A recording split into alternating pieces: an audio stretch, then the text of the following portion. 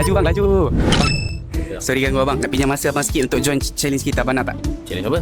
Okey, macam ni bang. Kita akan bagi speed mic. Dalam masa seminit saya bagi abang. Abang boleh ambil apa je yang abang nak. Lepas tu 99 laju yang payung. Abang berminat ataupun tak? Betul lah. Betul. Jom bang, kalau abang tak percaya, 99 laju yang payung. Jom. Okey bang, dalam kiraan 3, 2, 1. 99 laju payung bang. Ini peluang abang. 40 second lagi bang. 40 saat lagi bang. Laju bang, laju. 30 second lagi bang.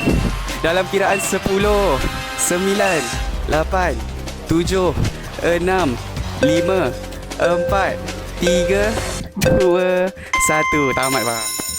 Abang Adam kerja apa by the way? Saya sekarang ni kerja kilang lah. Dan sekarang pun nak cari kerja pun payah kan. So, mana yang ada lah so far. Memandangkan kita punya penaja 99 laju lah payung abang banyak ni, abang ada apa-apa tak ucapan bang? Saya nak cakap terima kasih banyak lah dekat 99 laju atas rezeki ni.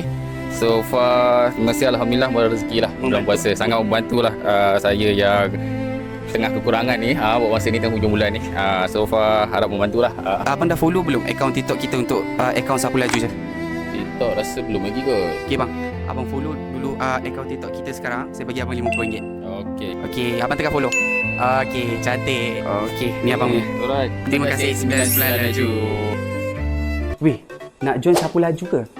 Senang je weh. Korang follow je akaun social media kita orang sebab semua maklumat, semua update lokasi dah ada dah dekat situ. Kalau korang takut orang lain dulu join daripada korang, korang terus follow akaun Telegram group kami sebab